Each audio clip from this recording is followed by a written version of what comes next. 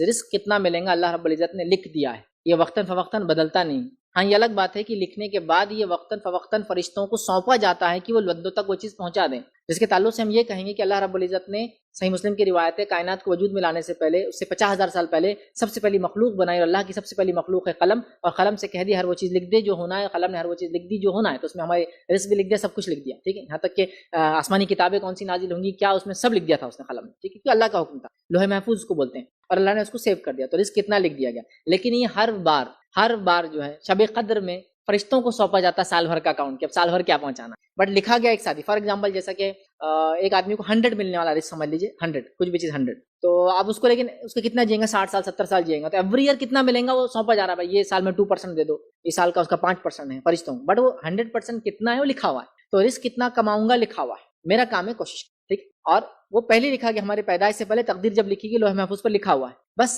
سالانہ طور پر فرشتوں کو ہینڈ اوور کیا جاتا ہے معاملہ، جو کہ قدر کی رات ہوتا ہے کہ اس کو پورا دے دیا تھا یہ ہونے والا ہے، اور فرشتے پھر سال بھر اس کو ایکسیکیوشن کرتے ہیں کہ اس کو یہ ملنے والا ہے، اس کو ملنے والا، تو یہ بات ہوتا ہے رزق کس کو کتنا ملے گا لکھا چکا ہے، اس میں کمی زیادتی نہیں ہوتی۔ سالانہ اعتبار سے جو فرشتے لاتے ہیں اس میں ہو سکتا ہے کہ بھائی یہ سال اس کو 25% مل گیا اس کی پوری زندگی کا، اب اگلے سال 2% ملا فلاں، لیکن ٹوٹل کتنا ملنے والا لکھا جا چکا۔ سوال کا دوسرا حصہ تھا کیا کوئی ایسی چیز ہے جس سے ہمارے رزق پہ امپیکٹ پڑتا ہے اعمال؟ ہاں، برے اعمال سے اللہ رب العزت رزق میں تنگی کر دیتا ہے۔ مانا کیا ہے، ہو سکتا ہے دکھنے کو تو رزق کروڑوں میں آتا ہو، لیکن تنگی سے مراد برکت کھینچ لیتا ہے، اور اچھے اعمال کی وجہ سے رزق میں برکت دے دیتا ہے۔ ہو سکتا ہے آدمی 100 روپے کماتا ہو لیکن ایسے بابرکت ہے کہ جس کی کوئی انتہا نہیں، 1 کروڑ کماتا ہے لیکن ایسے 1 کروڑ کماتا ہے کہ اس کے مقابلے میں جو 1 کروڑ کما رہے ہیں ان کا کچھ بھی نہیں۔ کوئی ضروری نہیں کہ اللہ رزق میں برکت صرف غریبوں کے دے، اللہ مالداروں کو بھی دیتا ہے رزق میں برکت، جو اللہ کے راہ میں خرچ کرتا ہے، نیکی کرتا ہے، بہت سارے نیک مالدار لوگ ہیں، لیکن عموماً دیکھا گیا مالدار لوگوں میں برائیاں زیادہ ہوتی ہے، لیکن ایسا خصوصاً نہیں ہے، بہت نیک لوگ بھی ہوتے ہیں مالداروں، ہو سکتا ہے اس کے کروڑ وہ کام دکھاتے ہو جس کے 10 کروڑ 100 کروڑ بھی وہ کام نہ دکھاتے ہو، ہے نا، تو برکت، سمجھا برکت۔ تو اعمال کے برے اور اچھا کرنے سے ہم یہ کہیں گے رزق کتنا ہے وہ تو لکھا ہوا ہے، برکت کا مادہ بدلتے رہتا ہے اعمال کے۔ تو میرا ایک پورا اس پہ لیکچر ہے رزق میں برکت لانے والے اعمال، اس میں نے کافی پرانا لیکچر، شاید 10 وجوہات میں نے دی جن وجوہات کی بنیاد میں رزق میں برکت ہوتی ہے۔ برکت یاد رکھیے نان ٹینجیبل اینٹی، مطلب اس کو گنا نہیں جا سکتا، یہ کوئی ایسی نہیں کہ میں 20 برکت مل گئی مجھ کو 10 برکت مل گئی، وہ آ جاتی تو کام ہو جاتے ہیں، سمجھ میں نہیں آتا ہے۔ جیسا کہ رزق میں کمی ہے مطلب کوانٹٹی کے اعتبار سے، لیکن زندگی میں برکت ہے کوالٹی کے اعتبار۔ رزق میں کمی ہے مال کے آنے کے سیلری کے اعتبار سے، بچے اچھے نکل گئے برکت ہے بچوں۔ رزق میں کمی ہے وقت میں برکت ہے، رزق میں کمی سے مراد کوانٹٹی آف رزق بول رہا ہوں، ایسا کہ 5,000 روپے کما رہا مہینے کا لیکن خوش رہتا ہے، یار میں 50,000 کما کے پریشان ہوں، سر پیٹ لے رہا ہوں، دیوار پہ مار لے رہا ہوں روز، ایسا ہوتا ہے بھائی، میں نے لوگوں کو دیکھا 50,000 کما کے پریشان، بینک ڈوب جا رہے اب کیا کروں آج کل تو ایسی حالت ہے کہ بینک ڈوب جا رہے، پہلے سنتے تھے بھائی فائنینشیل انسٹیٹیوٹ ڈوب جا رہے، اسکیمز ڈوب جا رہے، فراڈ لوگ یہ کر دے رہے، اب تو بینک ہی ڈوب جا رہے ہے نا، تو بینک میں رکھ کے پریشان، گھر پہ رکھ کے پریشان، چوری ہو جائیں گے بول کے فلاں پریشان، کتنا کمایا بیماریوں میں چلے، کتنا کمایا بچے بگڑے نکلے، کوئی جناب نے 5,000 روپے مہینہ کمایا، خوشی سے رہتے یار، خوش رہتے، اس سے بڑی کوئی نعمت ہی نہیں ان کے پاس، زندگی میں برکت ہے، اولاد میں برکت ہے، بیمار نہیں ہوتے، بیوی سے تعلقات اچھی، یار کیا زندگی، تو برکتیں سمجھ نہیں آتی، ماپی نہیں جا سکتی، تو رزق کتنا کمائیں گے فکس، آپ اعمال اچھے اور برے اس کی برکت کو لاتے یا ختم کر دیتے، جس کے نتیجے میں آپ بولیں گے رزق کی کمی یا رزق کی زیادتی اعمال پہ ڈیپینڈ ہے، لیکن وہ رزق تو کتنا ہے وہ تو تقدیر میں ہے، یہ برکت کے اعتبار سے اب کیا ہوں گا کمی اور زیادتی ہوں گی، تو لہٰذا ایک مومن کا کام ہے وہ رزق حلال کے لیے کوشش کرتا جائے، اچھی نیکیاں کرتا جائے، رب کو راضی کرتا جائے، اور جو ملا اس میں خوش رہتا جائے، زیادہ پریشان نہ ہو، تقدیر کو برا بھلا نہ کہے اور کوشش کرتے رہے، اس کا کام ہے۔ کم ہوں گا وہ نیک تھا اللہ برکت دے دے گا، وہ کم بھی بہت بہت زیادہ ہو جائیں گے، وہ انسان برا تھا بہت بھی دیا اللہ نے تو کچھ کام آنے والا نہیں ہے، تو انسان کے اعمال سے رزق پہ فرق پڑتا ہے برکت کے اعتبار سے، ورنہ تقدیر میں کتنا کمائیں گا وہ فکس لکھ دیا جا چکا ہے ہماری پیدائش سے پہلے، بس سال کو سال فرشتوں کو ہینڈ اوور کیا جاتا ہے کہ بھائی کیا اس کو سال میں کیسے اور کیسے۔ حلال کی مثال ایسی ہے جیسا آپ کی گاڑی کی چابی، پوری گاڑی بھی کھڑ چابی گم جائے تو گاڑی کو لے کے کچھ نہیں کر سکتے، ہاں اس کو کریٹ میں اٹھا کے لے جا سکتے، اسٹارٹ اسی کچھ بھی نہیں ہوں گی ایکٹیویٹی اگر وہ چالو نہیں۔ خود کی گاڑی کی چابی گاڑی میں بھول گئے تو باہر سے دیکھنا پڑتا ہے اس کو، چونکہ اگر کانچ توڑنے کی کوشش کرو تو چور بول کے لوگ آپ کو ہی ماریں گے۔ کیز جیسے امپورٹنٹ ہوتی ہے کار میں، حلال روزی بھی پورے مومن کے پورے معاملات کو چلا سکتی ہے، اگر اس میں گڑبڑ ہوتی عبادتیں خلاص، نمازیں قبول نہیں ہوتی،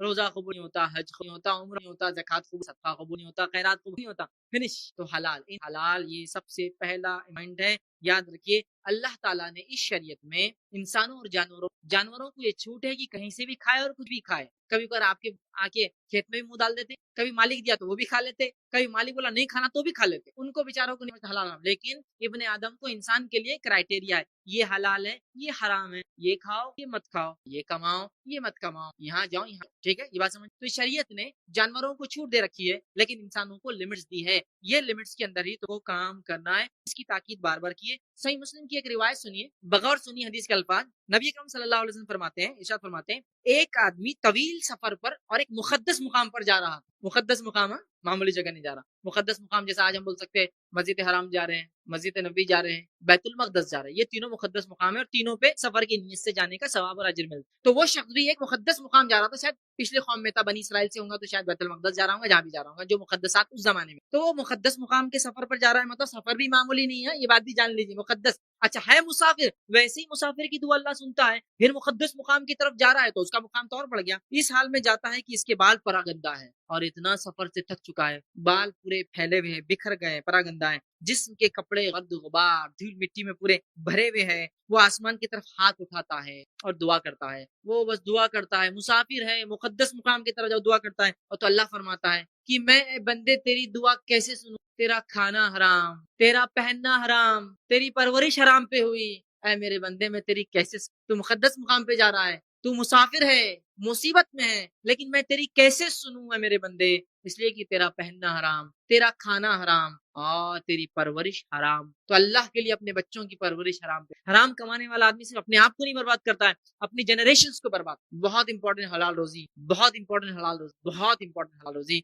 ये बहुत अहम है। मेरी नमाज़ें, रोजे, ज़कात, हज सब डिपेंड है, सब डिपेंड है। हाँ, मैं हराम कमाऊं और लाखों और करोड़ों सदका करूं, फूटी कौड़ी का जन्म, एक नेकी नहीं लिखी जाती क्योंकि हराम की वजह से। तो ये बात याद रख लीजिए, हलाल कमा। इसी तरह हदीस में अल्फाज है, बैहक़ी में रिवायत है, वो गोश्त और खून जो हराम पर परवरिश पाए इसका ठिकाना जहन्नुम की आग है। वो गोश्त और खून जिसकी परवरिश हराम पर हो उसका ठिकाना जहन्नुम। तो अपने गोश्त और खून को हराम पे मत पलने दीजिए, अपनी इनकम को बहुत लिमिट कीजिए। हराम कमाने की एक वजह में से एक वजह और अहम वजह ये है, जरूरत की चीजों का स्टैंडर्ड मालूम नहीं है। हर चीज जरूरत की है तो लाओ बस, और हराम कमाओ और लाओ खरीद। तो बहरहाल हलाल कमाओ, हलाल में जो आता है वो तुम्हारा है। हराम से बचना बेहद ज्यादा जरूरी है। एक मुसलमान के लिए जरूरी है कि वो जो कुछ हासिल करता है इस्तेमाल के लिए, खाने पीने के लिए, वो हलाल से हो, वरना अल्लाह रब्बुल इज्जत जो है उसकी किसी चीज नहीं करेगा। आइए एक रिवायत सुनिए, राफे रजी अल्लाह अन्हु फरमाते और कहते हैं, ये मुस्नद अहमद की रिवायत है, नबी अकरम सल्लल्लाहु अलैहि वसल्लम दरियाफ्त किया गया कौन सी कमाई सबसे बेहतर है और पाकीज़ा है और अच्छी है। आपने फरमाया, आदमी का अपने हाथ से कमाना और तिजारत जो पाकबाजी और दयानत के साथ की जाए। तो यहाँ इस हदीस में हाथ से कमाने की फजीलत है।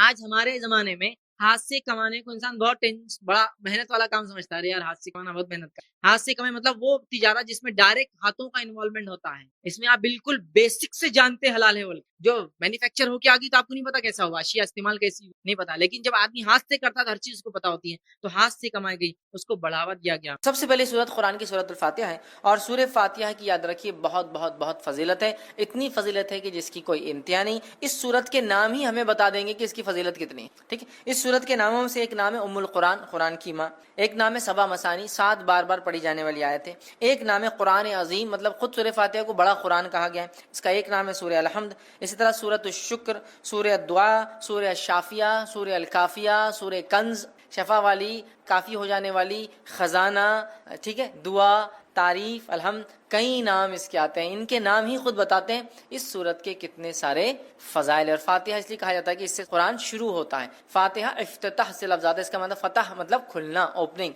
तो चूंकि कुरान इससे खुलता है इसीलिए इसको सूरह फातिहा कहा जाता है। कुरान इससे शुरू होता है।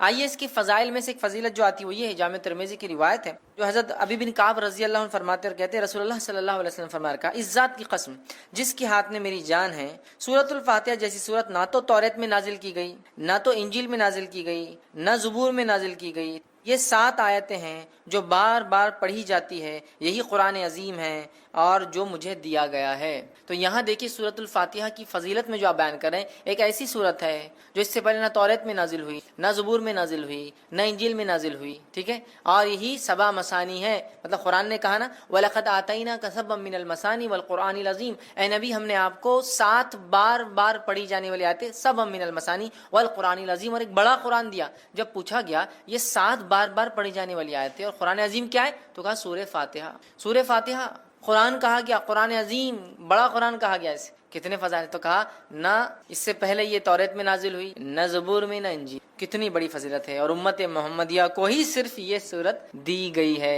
इससे पहले नहीं दी गई थी। कितने फजाइल है सूरत के, इससे मैं समझता हूँ हम अंदाज़ा लगा सकते हैं। इसी तरह जो है तमाम जिस्मानी जो है अवारिज के लिए सूरह फातिहा पढ़कर दम करना शिफा का बात। تمام جسمانی کوئی تکلیف انسان کو سورۃ الفاتحہ کو پڑھ کر دم کیا جا سکتا ہے۔ اس کے تعلق سے بخاری کی روایت ہے، ابو سعید خدری رضی اللہ عنہ فرماتے ہیں اور کہتے ہیں کہ ہم لوگ جو ہے سفر میں تھے اور ایک جگہ جو ہے پڑاؤ ڈالا تو ایک لڑکی آئی اور کہنے لگی اس قبیلے کے سرداروں کو بچھو نے جو ہے کاٹ لیا ہے، کیا آپ میں سے کوئی ہے جو اس کو جھاڑ پھونک کرے گا، بچھو کے زہر کو اتارے گا؟ پڑھنے سے، رقیہ کرنے سے، کسی چیز کو دم کرنے سے بچھو کا زہر کیسے اترتا ہے؟ کوئی آدمی سوچ سکتا نا؟ اور حدیث میں آتا ہے کہ بچھو کا زہر سورہ فاتحہ سے اتارا گیا، ٹھیک ہے، بہرحال میں حدیث رکھتا ہوں پھر اس کی تفصیلات سمجھاتا ہوں۔ تو کوئی ہے جو اس کا علاج کر دے، کوئی دم پھونک کرنے والا ہے، ایک آدمی جو ہے اس کے ساتھ جو ہے چل دیا، مطلب صحابہ میں سے ایک آدمی ان کے ساتھ جو چل دیا، حالانکہ اس نے کبھی نہیں اس کے بارے میں سنا تھا کہ یہ دم کرتا ہے، ٹھیک ہے۔ جب دم کرنے والا پلٹ کر واپس آیا تو اس سے پوچھا گیا کہ تم دم کرنا جانتے بھی ہو؟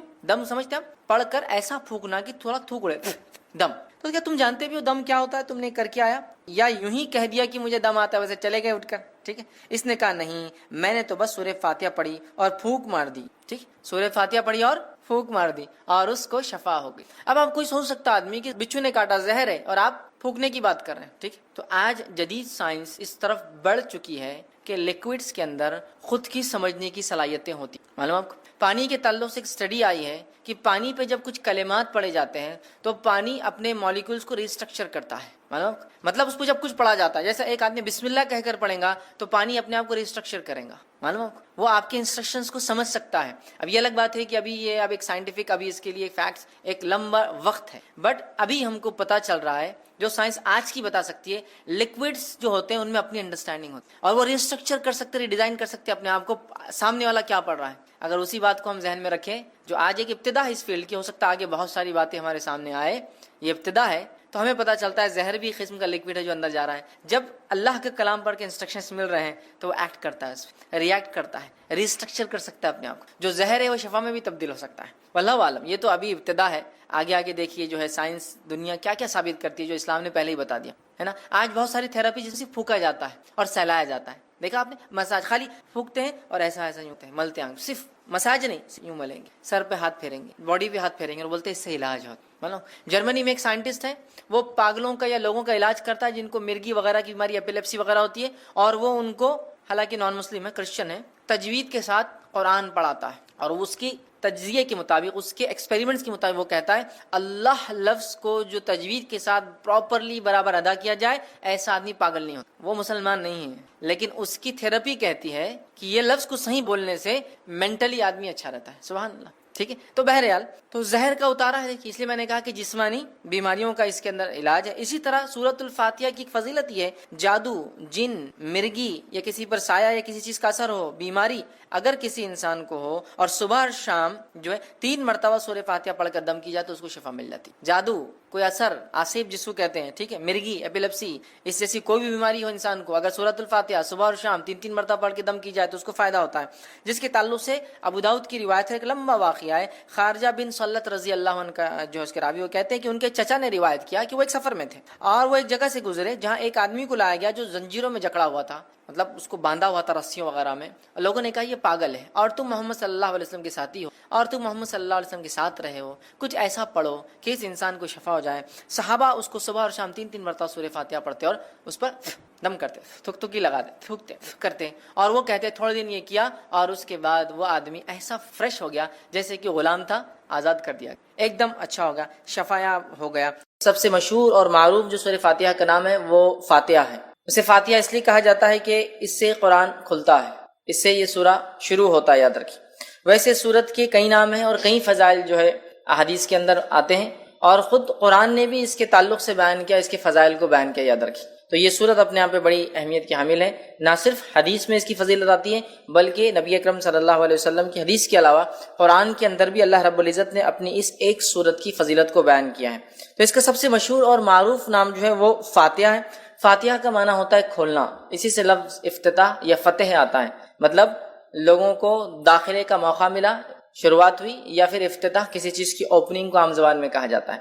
تو چونکہ قرآن اس سے شروع ہوتا ہے اسی لیے اس کو فاتحۃ الکتاب بھی کہتے ہیں، قرآن کو شروع کرنے والی سورت، یا قرآن کو کھولتے ہی سب سے پہلی جس سورت پہ انسان کی نظر پڑتی ہے وہ سورۃ الفاتحہ ہے. تو یہ اس کا سب سے مشہور اور معروف نام ہے سورۃ الفاتحہ.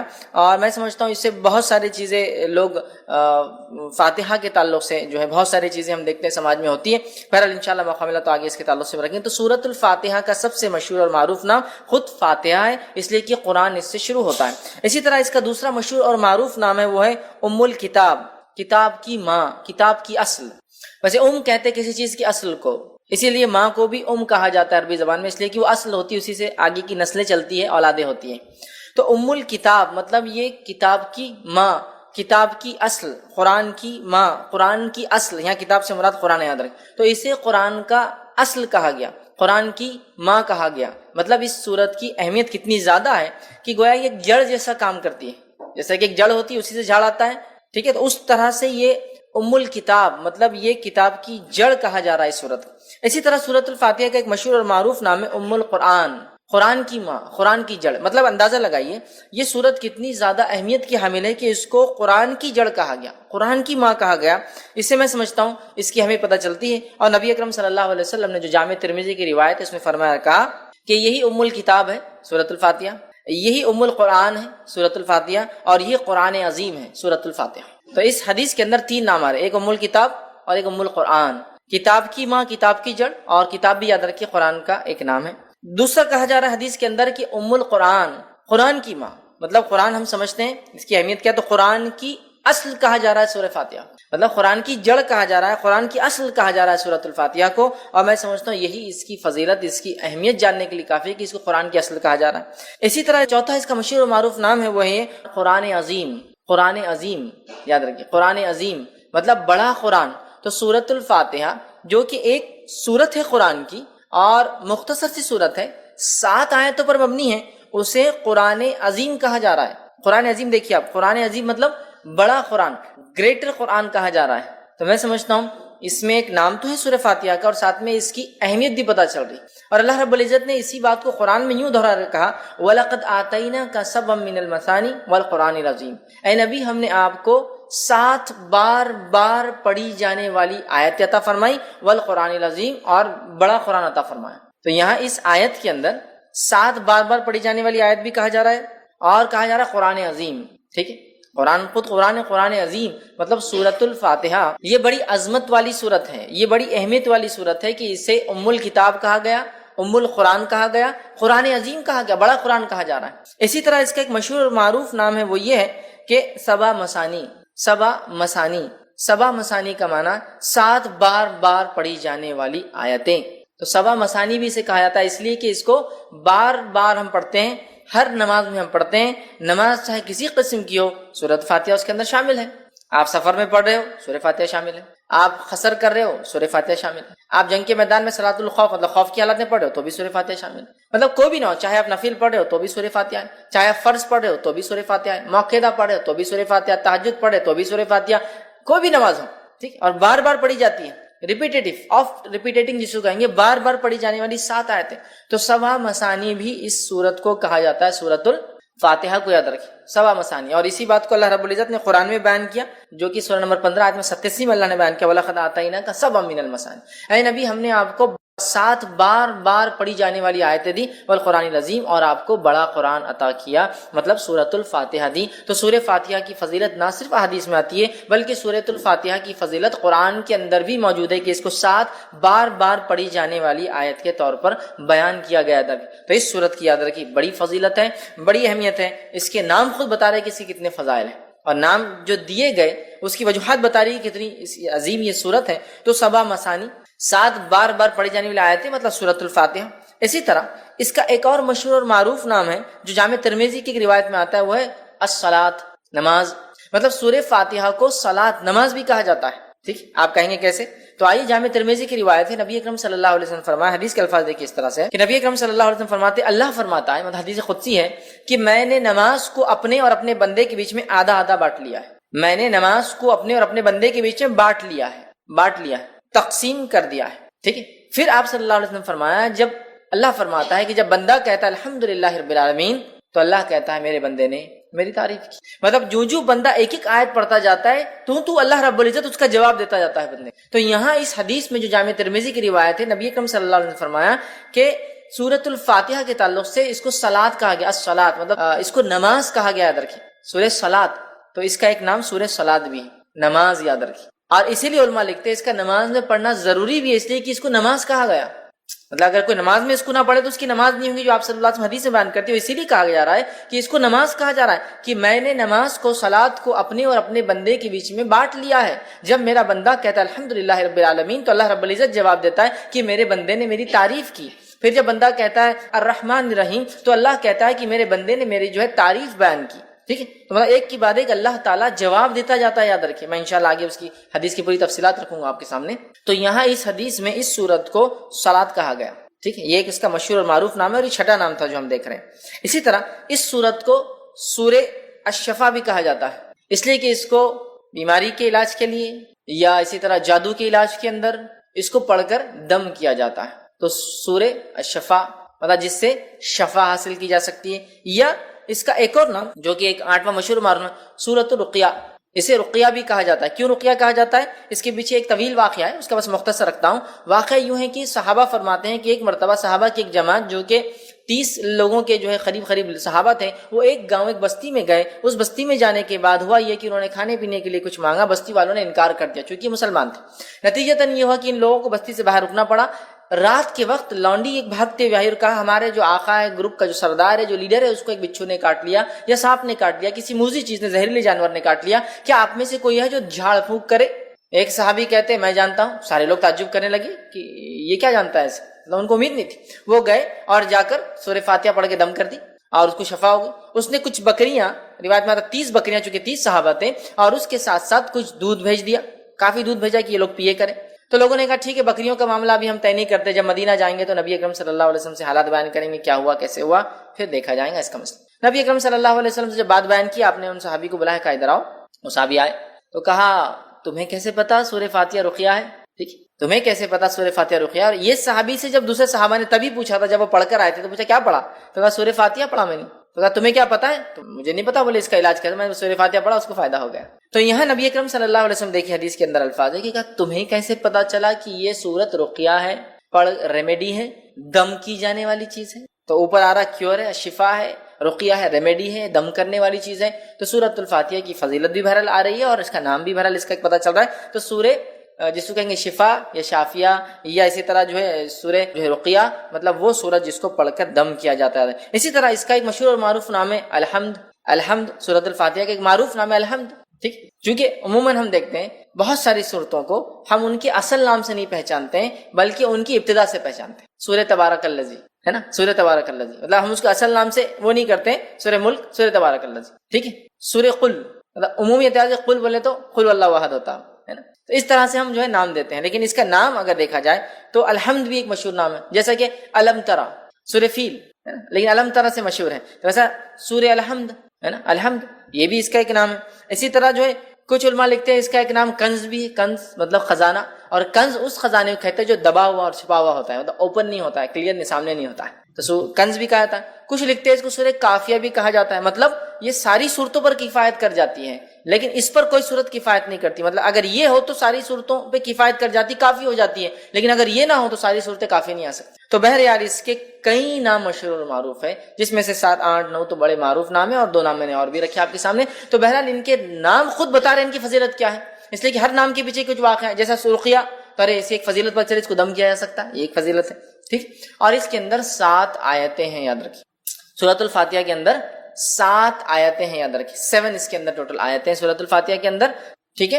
اور بسم اللہ سے یہ سورت جو ہے شروع ہوتی ہے، یاد رکھیے، ٹھیک ہے؟ اب اس میں اختلاف ہے کہ بسم اللہ کسی سورت کا حصہ ہوتا ہے یا نہیں ہوتا، یاد رکھیے، ٹھیک ہے؟ یہ بسم اللہ کسی سورت کا حصہ ہوتا ہے یا نہیں ہوتا ہے، اس میں اختلاف ہے، سوائے اس کے کہ جو ایک بار جو ہے جو سلیمان علیہ السلام کا واقعہ آتا ہے، جس میں سلیمان علیہ السلام نے جب خط لکھا تو تب لکھا انہ من سلیمان انہ بسم اللہ الرحمن الرحیم، کہ سلیمان کی طرف سے، اور سلیمان علیہ السلام نے شروع کیا خط اللہ کے نام سے جو بڑا مہربان نہایت رحم کرنے والا ہے۔ اس کو چھوڑ کر یہ تو آیت کا حصہ، اس کو چھوڑ کر یاد رکھیے بسم اللہ کے تعلق سے اختلاف ہے کہ آیت ہے یا نہیں ہے، اور بسم اللہ یہ ایک واحد ایسی آیت ہے یا ایسا حصہ ہے قرآن کا جس کو نہ ماننے پر کوئی انسان کافر نہیں ہوتا، سورہ کی ابتدا میں، بیچ میں نہیں، جب بیچ میں آ جائیں گا تو پھر تو ماننا لازم ہوا، جو ایک ہی جگہ آتا ہے، ٹھیک ہے. بسم اللہ الرحمن الرحیم 114 مرتبہ قرآن میں آتا ہے, 113 مرتبہ سوروں کے اوپر لگتا ہے اور ایک سورت کے اوپر نہیں لگتا ہے. ٹھیک ہے.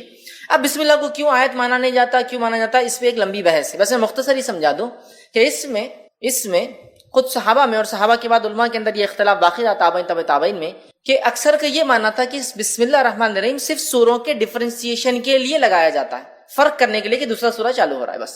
اس وجہ سے اس میں اختلاف ہے کہ آیت ہے یا فرق کرنے کے لیے لگایا جاتا ہے.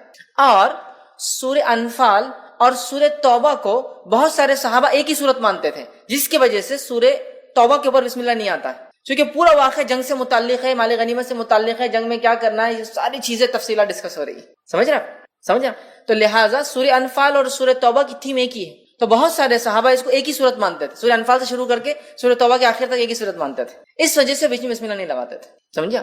تو باقی پہ ان کا کہنا تھا کہ یہ فرق کرنے کے لیے لگایا جاتا ہے. لیکن ایسی کچھ روایتیں ملتی جیسے کہ حدیث کے اندر آتا ہے, نبی اکرم صلی اللہ علیہ وسلم فرمایا, صحیح مسلم کی روایت آپ نے فرمایا, مجھ پر ابھی ایک صورت نازل ہوئی. صحابہ بیٹھے تھے, صحابہ نے کہا کون سی صورت, تو آپ صلی اللہ علیہ وسلم فرمایا بسم اللہ الرحمن الرحیم, اور آپ نے اس کے بعد سورت کو تلاوت کی, انا اعطینا کل کوثر, یہ سورۃ الکوثر تلاوت کی. تو یہاں پڑھا بسم اللہ الرحمن الرحیم انا اعطینا کل کوثر. سمجھ رہا, تو یہاں بسم اللہ آپ نے لگا دیا. تو کچھ علماء لکھتے ہیں بسم اللہ حصہ ہے اور ہر سورت سے پہلے پڑھنا چاہیے, کچھ نے کہا نہیں ہے. لیکن سورہ فاتحہ کے اندر جمہور کا یہ قول ہے, جمہور علماء کا یہ قول ہے کہ یہ جو ہے اس کا حصہ ہے سورہ فاتحہ کے حد تک, چونکہ اگر بسم اللہ کو نہ پڑھا جائے تو پھر 6 آیتیں بچتی ہیں. سمجھے, تو ان کا قول یہ ہے, لیکن اس کو جہر میں نہیں پڑھا جائے گا, سر میں پڑھا جائے گا.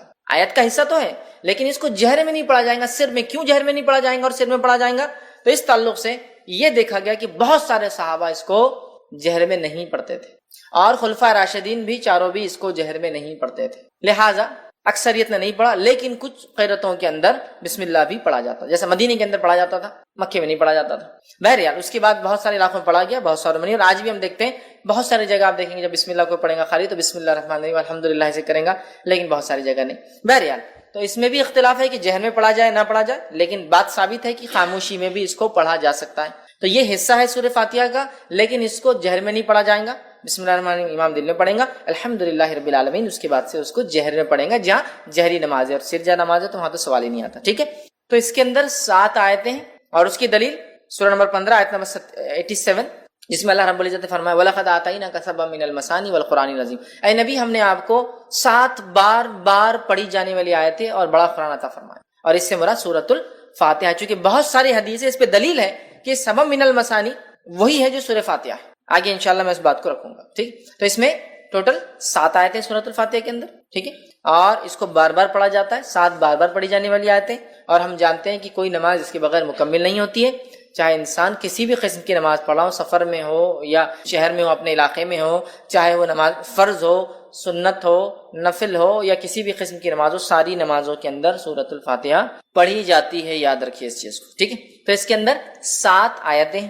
اسی طرح اس کی فضیلت میں جو بات آتی وہ یہ ہے کہ مسند احمد کی روایت ہے, نبی اکرم صلی اللہ علیہ وسلم کے تعلق سے ایک واقعہ یوں آتا ہے کہ ایک صحابی فرماتے ہیں, ابو سعید معلّہ رضی اللہ عنہ فرماتے ہیں کہ میں نماز پڑھ رہا تھا, رسول اللہ صلی اللہ علیہ وسلم نے مجھے کہا کہ میرے پاس آؤ, لیکن میں نماز میں تھا. میں نے نماز کو مکمل کیا, نماز مکمل کر کے نبی اکرم صلی اللہ علیہ وسلم کی خدمت میں حاضر ہوں, آپ کو سلام کیا.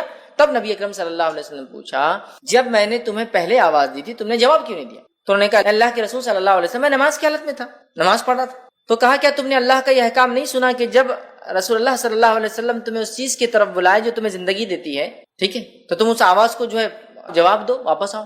تو کہ اللہ کے رسول صلی اللہ علیہ وسلم میں اس کو نہیں جانتا تھا, میں انشاءاللہ اگلی بار ضرور کروں گا. مطلب نبی اکرم صلی اللہ علیہ وسلم اگر کوئی شخص نماز بھی پڑھ رہا ہوتا اور آپ آواز دیتے تو اس شخص کو آپ کی آواز پر آپ کے پاس حاضر ہونا یا موجود ہونا ضروری تھا. یاد رکھیے, نماز توڑ کر یہ بات آ رہی کہ تم کیوں نہیں آتے, کہا میں نماز پڑھتا ہوں. کہا نماز پڑھتے کیا تم نے یہ نہیں سنا اللہ کا حکم؟ ٹھیک, تو کہا میں اب آئندہ اس بات کو یاد رکھوں گا. تو کہا میں تمہیں اس مسجد سے نکلنے سے پہلے جو ہے قرآن کی سب سے بڑی سورت سکھاؤں گا. اس مسجد سے نکلنے سے پہلے قرآن کی سب سے بڑی سورت سکھاؤں. اور آپ صلی اللہ علیہ وسلم بات کرتے کرتے آگے جا رہے تھے, اور صحابی کہنے لگے مجھے ڈر لگنے لگا کہ اللہ کے رسول صلی اللہ علیہ وسلم مسجد سے باہر نکل جائیں گے اور میرے کو سورت تو نہیں سکھائی سب سے بڑی.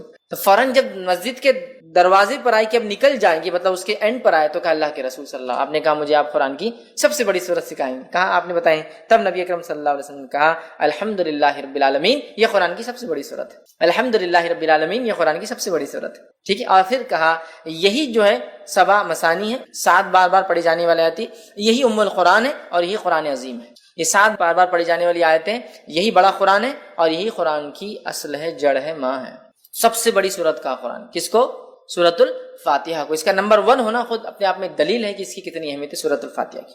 آئیے دوسرا واقعہ لیتے ہیں. یہ جامع ترمذی کی روایت ہے. ابی بن کعب رضی اللہ عنہ جو ہے نماز پڑھ رہے تھے. نبی اکرم صلی اللہ علیہ وسلم نے آواز دی تو انہوں نے جواب نہیں دیا چونکہ نماز پڑھ رہے تھے. نبی اکرم صلی اللہ علیہ وسلم دوسری بار آواز دی تو انہوں نے جلدی نماز پڑھنا شروع، اسپیڈ لی ایک دم تیزی سے، اور جلدی سے سلام پھیرا، نماز جلدی پڑھ کر اور گئے اور سلام کیا اور کہا اللہ کے رسول صلی اللہ علیہ وسلم میں نماز پڑھا. تو کہا جب میں نے تمہیں آواز دی تو تم نے مجھے جواب کیوں نہیں دیا، آئی کیوں نہیں؟ تو کہا اللہ کے رسول صلی اللہ علیہ وسلم میں نماز میں تھا. تو کہا تم نے کہ اللہ کا یہ احکام نہیں سنا کہ جب اللہ کے رسول تمہیں اس چیز کی طرف بلائے جو تمہیں زندگی دیتی ہے، یہ آیت نہیں سنی؟ تو کہا سنی. تو پھر تو کہا انشاءاللہ میں آئندہ یاد رکھوں گا اور آپ کی آواز آتے ہی میں آ جاؤں گا. ٹھیک.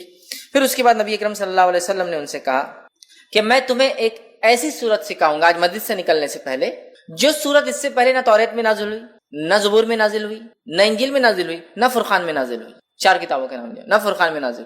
تو یہ بڑے خوش ہو گئے. کہا بالکل سکھائیے. نبی اکرم صلی اللہ علیہ وسلم ان سے ہاتھ ملائے ہوئے تھے، ہاتھ میں ہاتھ، اور نبی اکرم صلی اللہ علیہ وسلم ان کے ساتھ ساتھ چل رہے تھے، ہاتھ میں ہاتھ تھا اور دونوں چل رہے تھے. اور آپ صلی اللہ علیہ وسلم فرمایا تھا مسجد سے نکلنے سے پہلے تم کو میں جو ہے ایک ایسی سورت سکھاؤں گا جو نہ توریت میں نازل ہوئی، نہ زبور میں، نہ انجیل میں، نہ فرقان میں. ابی بن کعب رضی اللہ عنہ فرمانے لگے کہ مجھے اب ڈر تھا کہ اللہ کے رسول صلی اللہ علیہ وسلم مسجد سے باہر نکل جائیں گے اور مجھے بھی سکھائی نہیں وہ سورت. تو میں نے کہا اللہ کے رسول ہم مسجد سے بس باہر نکل رہے ہیں، وہ سورت آپ نے نہیں سکھائی. تب نبی اکرم صلی اللہ علیہ وسلم نے ان کو فرمایا کہا قسم ہے اس ذات کہ جس کے ہاتھ میں میری جان ہے وہ سورۃ الفاتحہ الحمدللہ رب العالمین. سورۃ الفاتحہ یہ وہ سورت ہے قرآن کی جو اس سے پہلے نہ توریت میں نازل ہوئی، نہ زبور میں نازل ہوئی، نہ انجیل میں نازل ہوئی، اور نہ ہی فرقان میں آپ نے کہا قرآن میں اب ہو گئی ہے، اس سے پہلے کبھی نازل نہیں ہوئی. ایک روایت میں اس طرح کے الفاظ آتے ہیں کہ ایک آواز نبی اکرم صلی اللہ علیہ وسلم نے ایک مرتبہ سنی. جبرائیل علیہ السلام سے پوچھا یہ آواز کیسی تھی؟ تو کہا آج جنت کا ایک ایسا دروازہ کھولا گیا، آج آسمان کا ایک ایسا دروازہ کھولا گیا جو اس سے پہلے کبھی نہیں کھولا گیا تھا، اور فرشتے سورۃ الفاتحہ لے کر آئے. مطلب اسپیشل آئے، اسپیشل فرشتے آئے، اسپیشل ہوئی ساری چیزیں، سمجھے، جو دروازہ اس سے پہلے کبھی نہیں کھلا. تو سورۃ الفاتحہ ایک ایسی سورت ہے جو اس سے پہلے کسی امت کو نہیں دی گئی. یہ اس کی فضیلت ہے، کسی امت کو نہیں دی گئی. یہ سب سے بڑی سورت ہے قرآن کی. کسی امت کو، کسی قوم کو، کسی نبی کو، کسی کو یہ سورت نہیں دی گئی، سورۃ الفاتحہ. ٹھیک. اسی طرح اس کے فضائل کے اندر ایک فضیلت یہ آتی ہے کہ نبی اکرم صلی اللہ علیہ وسلم نے 3 مرتبہ، صحیح مسلم کی روایت، 3 مرتبہ کہا اور فرمایا 3 مرتبہ کہا. الفاظ یہ تھے آپ نے کہ جس نے نماز پڑھی اور سورہ فاتحہ نہیں پڑھی اس کی نماز مکمل نہیں. 3 مرتبہ دہرایا. جس نے نماز پڑھی اور اس میں سورہ فاتحہ نہ پڑھی اس کی نماز مکمل نہیں. 3 مرتبہ آپ نے دہرایا. ابو ہریرہ رضی اللہ عنہ جو اس حدیث کو روایت کر رہے تھے، لوگوں نے کہا کہ ابو ہریرہ امام کے ساتھ بھی؟ تو کہا امام کے ساتھ بھی. جب امام کے ساتھ ہو تو اپنے جی میں پڑھ لیا کرو. جب امام ہو خیرت کر رہا ہو تب تو کہا اپنے جی میں پڑھ لیا کرو، دل میں پڑھ لیا کرو پھر، لیکن تب بھی پڑھنا ہے تم کو. ٹھیک ہے. اس کے بعد جو ہے ابو ہریرہ رضی اللہ عنہ فرمایا اس صورت کو اتنی اہمیت اس لیے دی جا رہی ہے کہ میں نے اللہ کے رسول صلی اللہ علیہ وسلم کہتے ہوئے سنا کہ اللہ نے نماز کو اپنے اور اپنے بندے کے بیچ میں بانٹ لیا ہے. کہ میں نے نماز کو، اللہ فرما رہا ہے، اپنے اور اپنے بندے کے بیچ میں بانٹ لیا ہے. اور پھر الفاظ ہے جب بندہ کہتا ہے الحمدللہ رب العالمین تو اللہ جواب دیتا ہے بندے نے میری جو ہے تعریف. پھر جب بندہ کہتا ہے الحمدللہ رب العالمین الرحمن الرحیم کہ بڑا مہربان نہایت رحم والا، یہ الفاظ ادا کرتا ہے تو اللہ تعالیٰ جواب دیتا ہے میرے بندے نے میری حمد بیان کی. ٹھیک. اس کے بعد جب بندہ کہتا ہے مالک یوم الدین تو اللہ کہتا ہے میرے بندے نے میری حمد بیان کی. ٹھیک ہے. اس کے بعد جب بندہ کہتا ہے ایاک نعبد و ایاک نستعین تو اللہ کہتا ہے یہ میرے اور میرے بندے کے بیچ میں ہے، جو میرا بندہ مانگے گا میں اس کو وہ دوں گا. یہ میرے اور میرے بندے کے بیچ میں ہے، یہ میرے اور میرے بندے کے بیچ میں ہے. اسی لیے علماء لکھتے ہیں کہ سورۃ الفاتحہ کو 3 حصوں میں تقسیم کیا جا سکتا ہے. پہلا اللہ کی حمد و ثنا تعریف، بسم اللہ الرحمن الرحیم الحمدللہ رب العالمین الرحمن الرحیم مالک یوم الدین تعریف. ٹھیک. اس کے بعد یہ آیت ایاک نعبد و ایاک نستعین تو پہلی 4 آیتیں اللہ کی تعریف، 5ویں آیتیں اللہ اور بندے کے بیچ میں آدھا ہے. حدیث کے الفاظ بھی یہ میرے بندے اور میرے بیچ میں ہے اور میرے بندے نے جو مانگا میں اسے دوں گا. بیچ میں تو علماء لکھتے ہیں بیچ میں مطلب اس میں دونوں باتیں، اے اللہ ہم تیری ہی عبادت کرتے ہیں اور تجھی سے مدد طلب کرتے ہیں. تو آدھی آیت اللہ کے لیے آدھی بندے کے لیے ہوئی، اپنا تیری عبادت کرتے ہیں تجھی سے مدد طلب کرتے ہیں. ٹھیک. اہدنا الصراط المستقیم صراط الذین انعمت علیہم غیر المغضوب علیہم ولا الضالین، یہ پورا بندہ دعا کر رہا ہے. تو پہلی 4 آیتیں اللہ کی تعریف، 5ویں آیتیں بندے اور اللہ کے بیچ میں، اور باقی کی 2 آیتیں بندے نے اپنی دعا کی. تو 3 حصوں میں تقسیم کرتے ہیں، اللہ کی حمد و ثنا، اللہ اور بندے کے بیچ، اور بندے نے اپنی دعا کی. ٹھیک. تو یہاں اللہ کہتا ہے یہ میرے اور میرے بندے کے بیچ میں ہے، میرے بندے کو وہ دوں گا جو اس نے خواہش کی ہے، جو اس نے مانگا ہے.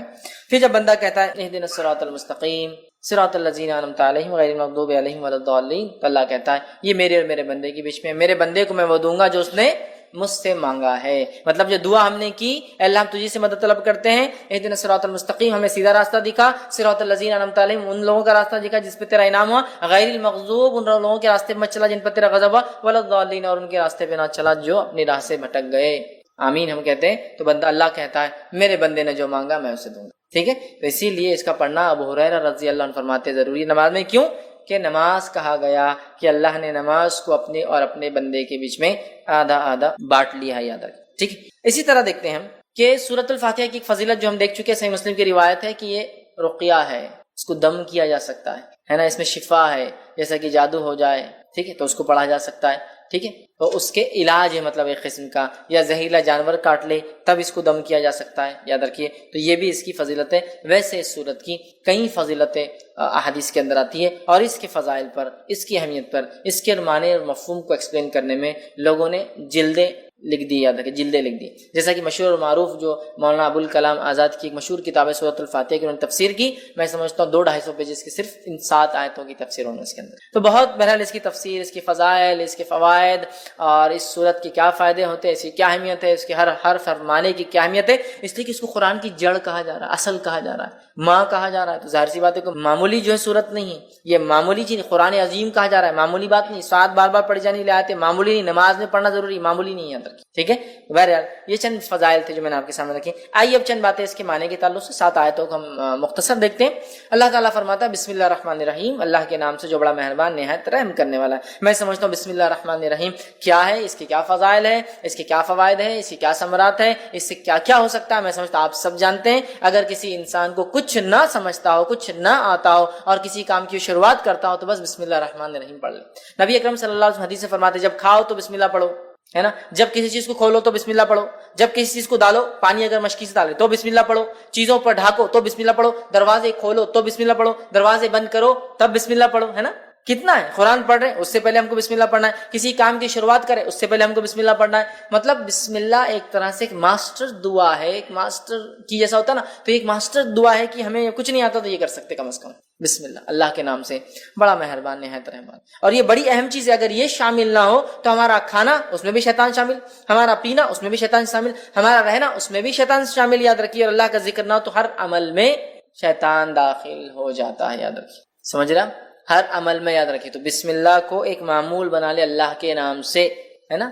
وضو کرنا ہے تب بھی بسم اللہ پڑھنا ہے نا، کہ اس کا وضو نہیں جس نے بسم اللہ نہیں پڑھا. مطلب بڑا اہم ہے، بڑا اہم ہے، بھول جاتے ایک الگ بات ہے لیکن بڑا اہم ہے، یاد رکھیے. تو بسم اللہ یاد رکھیے. تو یہاں سورہ فاتحہ شروع ہو رہی بسم اللہ الرحمن الرحیم، اللہ کے نام سے بڑا مہربان نہایت رحم کرنے والا. تو ہمیں بھی چاہیے ہم جب قرآن کو پڑھے تو اس بسم اللہ سے چالو کرے، ہر کام کرے تو بسم اللہ سے چالو کرے، اور بسم اللہ اللہ کے نام سے. ظاہر سی بات ہے اگر ہم کسی کام کو اللہ کے نام سے شروع کریں گے تو یہ کام بابرکت ہوگا، فضیلت کا حامل ہوگا، اہمیت کا حامل ہوگا، برکت لائیں گا، رحمت لائیں گا، ہے نا. اللہ کا کرم ہمارے طرف متوجہ ہوگا، اس لیے کہ ہم نے اللہ کے بابرکت نام سے اس چیز کی شروعات کی. اور اللہ کے نام سے زیادہ بابرکت چیز دنیا میں کوئی نہیں ہے، سب سے بابرکت چیز. اس کے بعد اللہ تعالیٰ جس میں تاثیر دے اس کو برکت والا اللہ بنا دیتا ہے، لیکن سب سے بابرکت چیز. تو ہم جب شروعات کریں کسی چیز کی تو بسم اللہ سے کریں. تو یہاں بھی اللہ نے سورۃ الفاتحہ کی اپنی کتاب کی ابتدا بسم اللہ الرحمن الرحیم، اللہ کے نام سے بڑا مہربان نہایت رحم والا.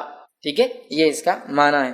الحمدللہ رب العالمین. آیت نمبر 2، تمام تعریفیں اس اللہ کے لیے جو سارے عالم کا رب ہے. تمام تعریفیں اس اللہ کے لیے سارے عالم کا رب ہے. اب قرآن کی ابتدا اور سٹارٹ دیکھیے کتنی بیوٹیفلی ہو رہی ہے، کتنی خوبصورتی کے ساتھ ہے. پہلے شروعات کرنے کا طریقہ سکھا دیا گیا، کتاب شروع ہوتی ہے بسم اللہ الرحمن الرحیم، ہر کام سے پہلے کرو.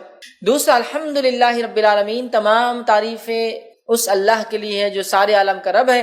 تعریف حمد کرنے یا حمد کسی کی جائے تو وہ صرف اللہ کی ذات ہے، یہ بتا دیا گیا. اور اللہ رب العزت کون ہے، انٹروڈکشن بھی آ جا رہا ہے دوسری آیت کے اندر، الحمدللہ رب العالمین، تمام تعریفیں اس اللہ کے لیے جو سارے عالم کا رب ہے. مطلب اللہ تعالیٰ کوئی لوکل، علاقائی، ٹرائبل یا ریجنل گاڈ نہیں ہے. جس رب کی ہم تعریف کر رہے ہیں وہ رب سارے عالم کا رب ہے جس کی ہم تعریف کر رہے ہیں. سارے عالم، سارے عالم، عالم جو کچھ وجود میں ہے سب عالم ہے، جو کچھ وجود میں سب عالم میں. تو تمام تعریفیں اس اللہ کے لیے جو سارے عالم کا، تمام چیزیں جو وجود میں لائی ہے اس نے، ان سب کا رب.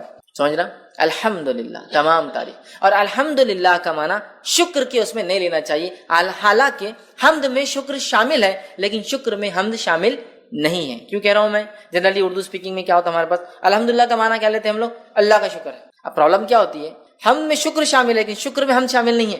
سمجھ رہے آپ؟ جیسا کہ اگر میں کہہ رہا ہوں شکریہ بھائی صاحب آپ نے میرا کام کیا، لیکن ضروری نہیں میں اس کی تعریف کروں، میں پسند بھی نہیں کرتا ہوں اس کو، نہیں شکریہ ادا کرتا ہوں. حمد میں شکر شامل ہے، شکر میں ہم شامل نہیں ہے. اگر ہم اردو زبان کے اعتبار سے اس کا معنی اللہ کا شکر ہے، جیسا کہ لوگ کھانا کھاتے ڈکار آئے تو الحمدللہ پڑھتے ہیں، اس کے علاوہ بہت کم پڑھتے ہیں. حالانکہ الحمدللہ کے تعلق سے اس کی فضیلت ہے لا الہ الا اللہ افضل الذکر، الحمدللہ افضل الدعاء، حدیث کے الفاظ افضل الدعاء، سب سے افضل دعا الحمدللہ، سب سے افضل دعا الحمدللہ. تو بہرحال اس کا معنی تمام تعریف ہے، تمام شکر اللہ کے لیے نہیں ہے، تمام تعریف. چونکہ شکر کے اندر حمد شامل نہیں ہوتی، حمد میں شکر شامل ہے، تو ہم اس کو تمام تعریفیں لیں. اللہ کا شکر یہ معنی مت لیں، ورنہ اللہ کا شکر معنی میں لیں گے تو پھر صرف اچھائی پہ بولنا پڑے گا. اگر کوئی خیر ہم کو نظر نہ آیا تو ہم اس پہ الحمدللہ کیوں بولیں گے؟ الحمدللہ کیوں بولیں گے؟ جیسا کہ کوئی پیدا ہو گیا کسی گھر میں، بچہ پیدا ہوا تو کیا بولتے ہیں لوگ؟ الحمدللہ اللہ نے مجھے اولاد عطا کی. لیکن اگر کسی گھر میں کوئی مر گیا اور آپ نے کہا الحمدللہ تو آپ گئے، کیوں کہ معنی کیا اس میں لیا جا رہا ہے؟ تمام شکر ہے نا، شکر. تو یار یہ موت پہ تم بول رہے، جب کہ الحمدللہ تمام تعریف ہے. تو کوئی پیدا ہو بھی تو تعریف اللہ کی، کوئی بیمار ہو بھی تو تعریف اللہ کی، کوئی مر جائے بھی تو تعریف اللہ کی، دنیا میں خیر بھی آئے تعریف اللہ کی، شر بھی ہمارے اوپر آئے جو کہ آزمائش ہے تعریف اللہ کی. تعریف اللہ کی یاد رکھیں چاہے حالات سے ہم جو بھی گزرے. تو الحمدللہ رب العالمین تمام تعریف ہے اللہ کے لیے جو سارے عالم کا، عالم سے مراد ہر وہ چیز جو ایگزسٹنس میں، ہر وہ چیز جو وجود میں ہے، انسانوں کا عالم، جنوں کا عالم، فرشتوں کا عالم، کیڑے مکوڑوں کا عالم، مچھلیوں کا عالم، جانوروں کا عالم، چرند پرند کا عالم، تمام چیزیں جو کچھ ہے کائناتوں کا عالم. یاد رکھیں لا تعداد کائنات جو اللہ نے تمام عالموں کو آپ دیکھیں تو آپ تعجب کریں گے. تمام تعریف ہے اس اللہ کے لیے، سارے عالم کا رب ہے، ان سب کو بنانے والا ہے. اس لیے کہ اگر اس عالم پہ کوئی غور کرے نا تو بنانے والے کی ذات پر خود ایمان لاتا ہے، جتنی چیزیں اس نے بنائی. اور رب کہتے ہیں عربی زبان میں، رب کہتے اس ذات کو کہ جب جتنا ضرورت ہو اتنا دینے والا، اس کو کہتے ہیں رب. جب جتنا ضرورت ہو اتنا دینے والا، اس کو کہتے ہیں رب. بچہ ماں کی پیٹ میں ہے، جب جتنی ضرورت ہے اس کو وہاں دینے والا. ماں کی پیٹ سے نکل کے دنیا میں آ گیا، جب جتنی ضرورت ہے اس کو وہ چیز دینے والا. جو جو اس کی چیزیں ضرورت کی وہ چیزیں اس فراہم کر دے رہا ہے. سمجھ رہا؟ تو یہ ہوتا ہے رب، جو جب جتنا جیسے ضرورت ہو اتنا دینے والا. سمجھ رہے؟ نہ زیادہ نہ کم، جتنی آپ کو ضرورت ہے. تو الحمدللہ رب العالمین تمام تعریف اس اللہ کے لیے ہے جو سارے عالم کا رب ہے. یاد رکھیے. اور عالم میں کیا کہوں، اگر ایک انسان رب کا انکار کرتا ہے، اگر عالم پہ بھی غور کرے تو رب پر ایمان لائے گا کہ نہیں بنانے والا ہے اور اس نے ہر چیز کو اتنا دیا جتنی اس کو ضرورت تھی. یاد یہ بڑی بات. تو قرآن کی ابتدا ایک یونیورسل میسج کے ساتھ ہو رہی ہے کہ یہ کتاب اس رب کی طرف سے آئی ہے جو سارے عالم کا رب ہے. یہ کوئی local God, regional God, tribal God کی بات نہیں ہو رہی. یہ ایک ایسے ڈیٹی کی، ایک ایسے پالن کرتا رچیتا کی بات ہو رہی ہے. یہ ایسے خالق کی بات ہو رہی بنانے والے کی جو سارے عالم کا بنانے والا ہے. سمجھ؟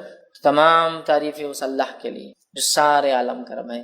اللہ سب کا رب ہے، یہ کوئی صرف مسلمانوں کا رب نہیں. یاد رکھیے یہ میسج سورہ فاتحہ شروع ہوتی ہے اللہ تعالیٰ نے کنوے کر دیا، اور سارے عالم کا کوئی علاقہ یا کوئی ایریا، کوئی ریس، کوئی قوم کا بھی نہیں. یاد رکھیے کہ یہ قوم کا ہے وہ قوم کا ہے، سارے عالم کا رب. یاد ہے جو کچھ وجود میں اللہ ان کا رب ہے. یاد ہے ٹھیک ہے.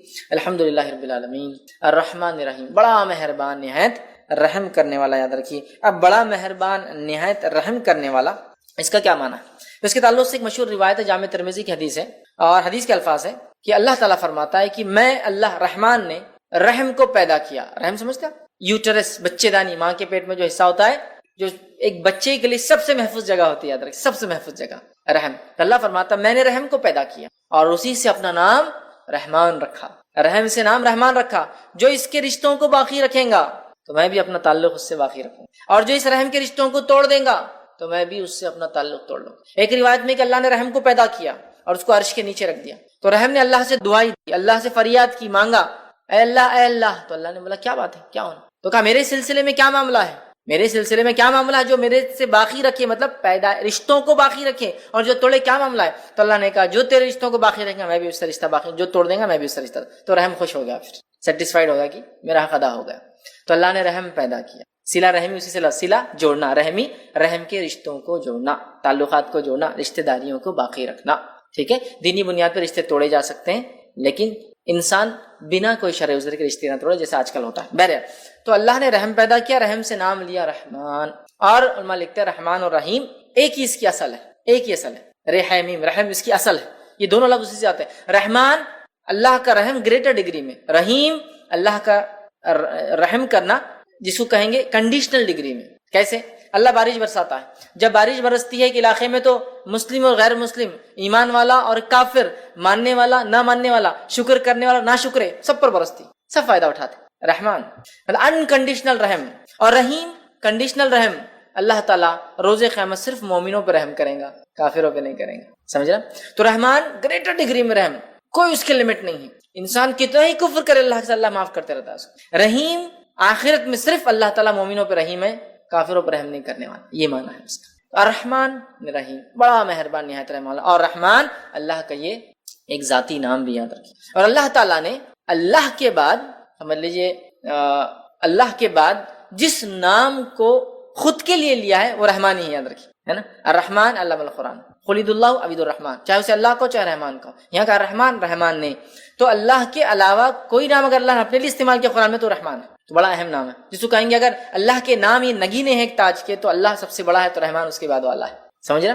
تو رحمان اس کے ذاتی نام بھی ہے، رحیم صفتی نام بھی ہے. رحمان بہت رحم کرنے والا اور بڑا مہربان، سب کے لیے نہایت رحم کرنے والا، مومنوں کے لیے آخرت میں ادر. تو اسی لیے کچھ علماء لکھتے ہیں رحمان دنیا کے اعتبار سے، رحیم آخرت کے اعتبار سے مومنوں کے لیے. صرف اللہ تعالیٰ کافر اور مشرک پہ رحم نہیں کرنے والا. اللہ تعالیٰ منافقوں پر، فاسق اور فاجروں پر رحم نہیں کرنے والا.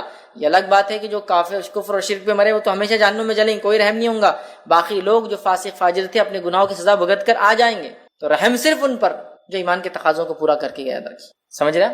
اور رحمان سب پر. تو اسی لیے علماء لکھتے ہیں رحمان دنیا کے اعتبار سے، رحیم آخرت کے اعتبار سے. اور اللہ رب العزت نے اس بات کو یوں بھی قرآن نے فرمایا سورہ نمبر 33 آیت 43 کے اندر کہا وَكَانَ بِالْمُؤْمِنِينَ رَحِيمًا، اور اللہ تو مومنوں کے لیے رحم کرنے والا ہے، مومنوں کے لیے رحم کرنے والا ہے، دوسروں کے لیے. لیکن رحمان ساری انسانیت کے لیے. اس بات کو ہم یاد رکھیں. ٹھیک؟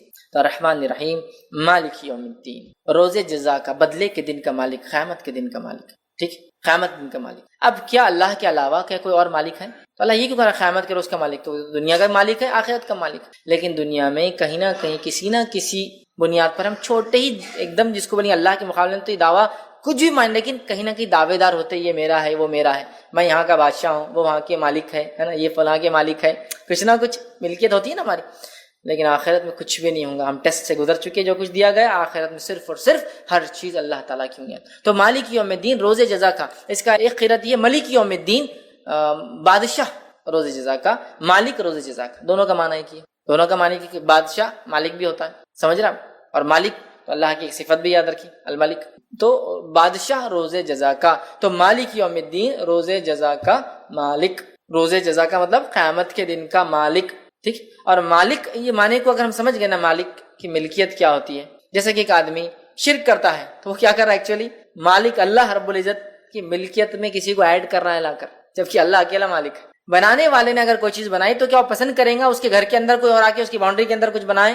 تو اللہ تعالیٰ بھی مالک. بادشاہ بھی پسند نہیں کرتا اس کی ملکیت میں کوئی آئے، اور مالک بھی پسند نہیں کرتا اس کی ملکیت میں کوئی آئے. تو بادشاہ ہے روز آخرت میں، قیامت کے دن کا اللہ تعالیٰ مالک یوم الدین. یوم الدین وہ دن جس دن ترازو قائم ہوگا، وہ دن جس دن لوگوں کو انصاف ہوگا، وہ دن جس دن لوگوں کے اچھے اور برے اعمال کے اعتبار سے فیصلے ہوں گے، وہ دن جس دن لوگوں نے جو اچھا کیا ان کو اس کا بدلہ، جنہوں نے برا کیا ان کو ان کی بدلے دیے جائیں گے. اس دن کا اللہ تعالیٰ مالک ہے. اور اس تعلق سے ایک روایت آتی ہے، صحیح بخاری اور صحیح مسلم کی روایت ہے، قیامت کے دن زمین اور آسمان اللہ تعالیٰ کے سیدھے ہاتھ میں لپٹے ہوئے ہوں گے، اور اللہ تعالیٰ ایک آواز لگائیں گا، اور آواز اس طرح سے ہوں گی انا الملک، آج میں بادشاہ ہوں. این الملوک الارض، کہاں ہے دنیا کے وہ بادشاہ؟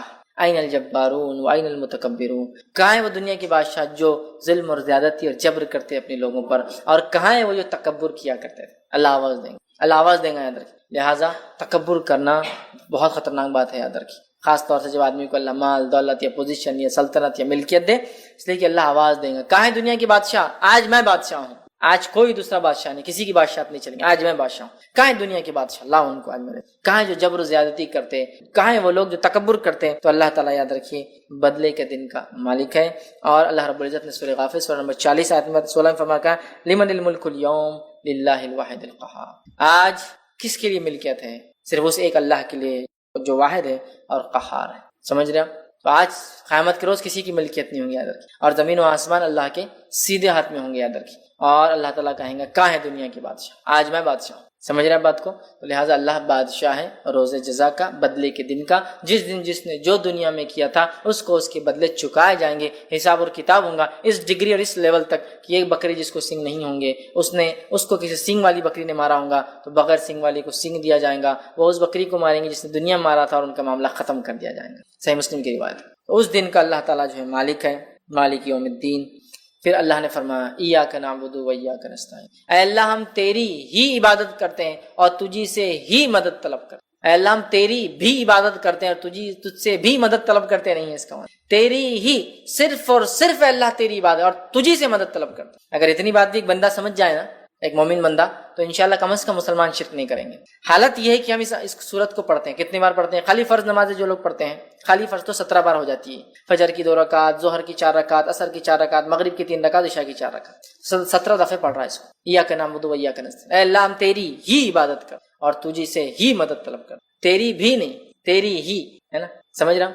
جیسا کہ مثال کے لیے اگر میں کسی سے کہوں، میں اپنے بھائی سے کہہ رہا ہوں، میں اپنی والدہ سے کہہ رہا ہوں، ٹھیک، کہ میں آپ سے بھی محبت کرتا ہوں، اور ایک ہے میں آپ سے ہی محبت کرتا ہوں. جب آپ سے ہی کہہ رہا ہوں تو اس کا مطلب کوئی اور شریک نہیں اس محبت، اور آپ سے بھی کہہ رہا ہوں تو مطلب بہت لوگ شریک. تو یہاں جو صیغہ ہے تیری ہی عبادت کرتے، تجھی سے ہی مدد طلب کرتے ہیں، تیرے علاوہ کسی کی عبادت نہیں کرتے اور تیرے علاوہ کسی سے مدد طلب نہیں کرتے کسی بھی قسم. یہ معنی ہے، یاد رکھیے. اور اس آیت کو ہم دیکھیں تو پہلی 4 آیتیں اللہ کی تعریف، حمد و ثنا تھی. یہ آیت 2 حصوں میں تقسیم ہو رہی ہے.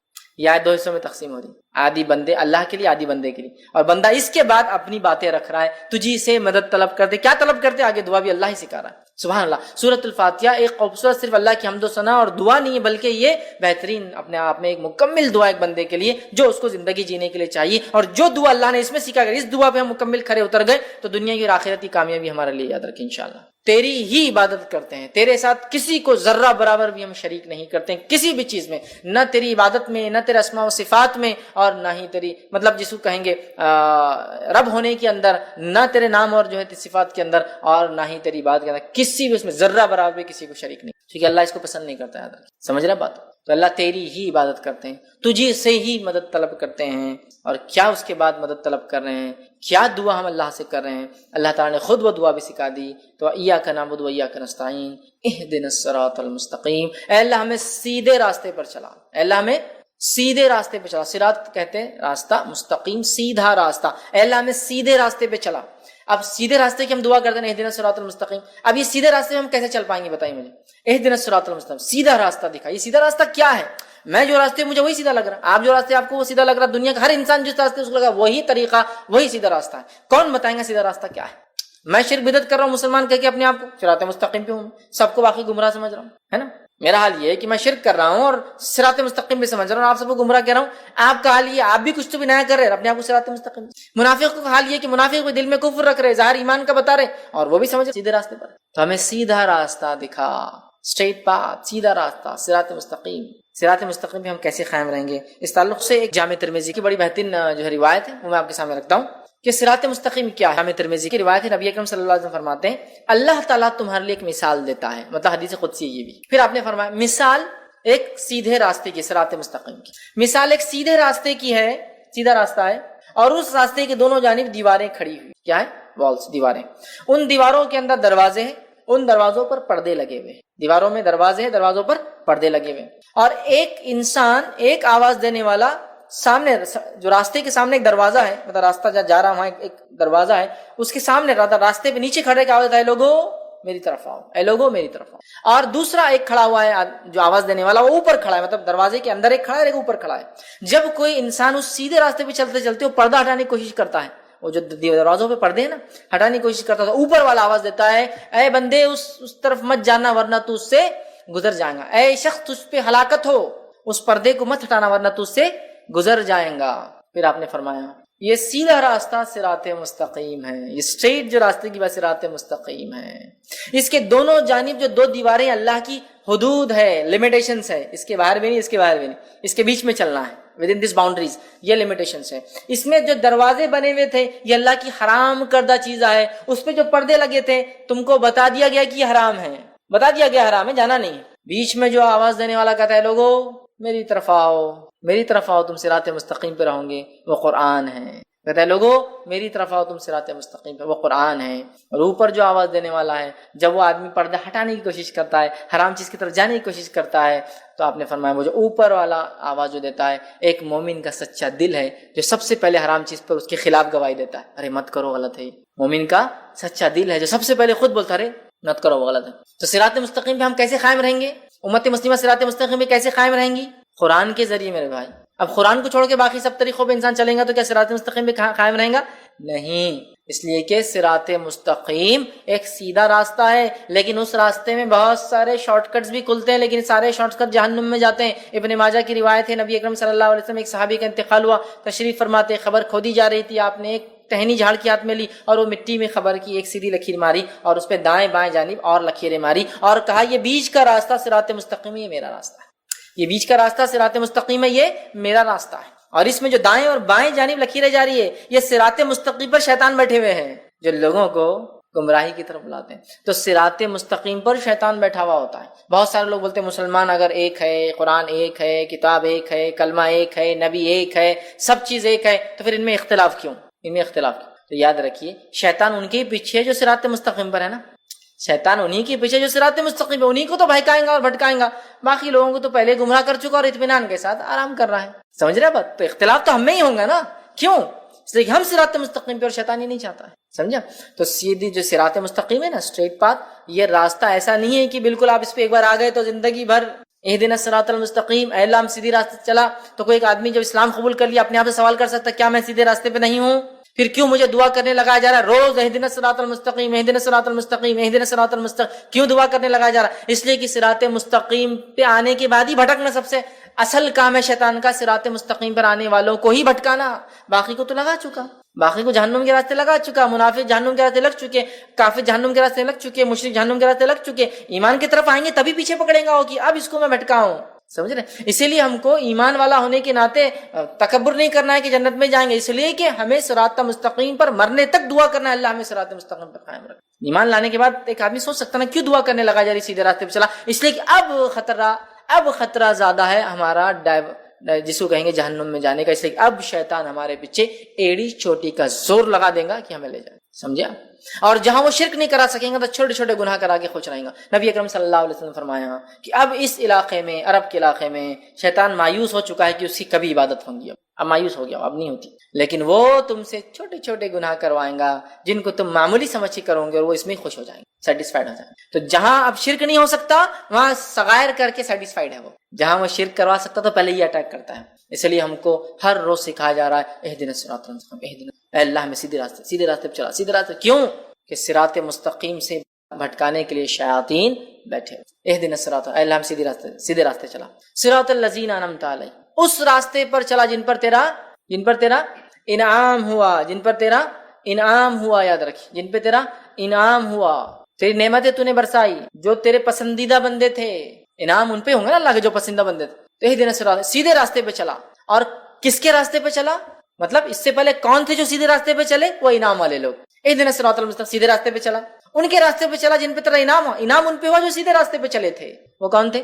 من النبیین، وہ انبیاء تھے، والصدیقین، اور سچے لوگ تھے، والشہداء، اور شہید تھے، والصالحین، اور نیکوکار تھے، وحسن اولئک رفیقا، جو قرآن کی ایک آیت کا ہی حصہ یاد رکھے، ایک لمبا واقعہ ہے اس کے پیچھے بہرحال، لیکن انعام والے لوگ کون ہیں یہ آیت کے اندر بتا دیا گیا، وَمَن يُطِعِ اللَّهَ وَرَسُولَهُ فَأُولَٰئِكَ مَعَ الَّذِينَ أَنْعَمَ اللَّهُ مِنَ النَّبِيِّينَ وَالصِّدِّيقِينَ وَالشُّهَدَاءِ وَالصَّالِحِينَ وَحَسُنَ أُولَٰئِكَ رَفِيقًا، کہ جو اللہ اس کے رسول کی اطاعت کریں گا تو وہ ہوں گا روز قیامت ان کے ساتھ، من النبیین، انبیاءوں کے ساتھ، والصدیقین، سچوں کے ساتھ، والشہداء، شہیدوں کے ساتھ، والصالحین، اور نیکوکاروں کے ساتھ، وحسن اولئک رفیقا، اور کیا ہی بہترین ساتھی، سمجھا؟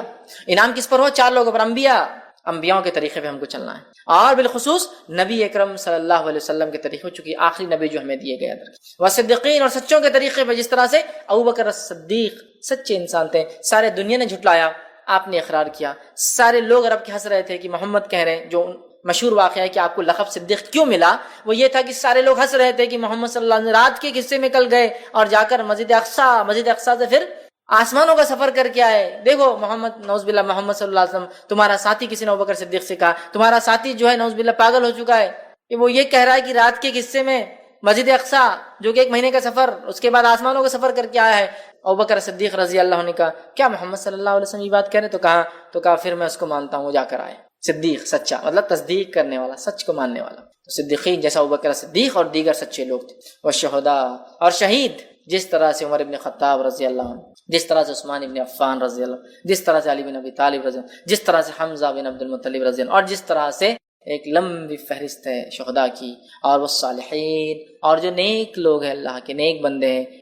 یہ وہ 4 لوگ ہیں کیٹیگریز جن پہ اللہ کا انعام ہوا. یہ سب ایمان کے بعد والی چیز ہے. ایمان لائے وہ سارے تقاضوں کو پورا کرنے والے، لیکن ایمان کی بلندیوں کو چھونے والے، جس میں انبیاء جن کے درجے تک ساری انسانیت بھی مل جائے تو ایک نبی کے ایمان کے برابر یہ درجے تک نہیں پہنچ سکتی، وہ تھے. اور اس کے بعد ان کے راستے پہ ہمیں چلنا ہے، بالخصوص نبی اکرم صلی اللہ علیہ وسلم کے طریقے پہ.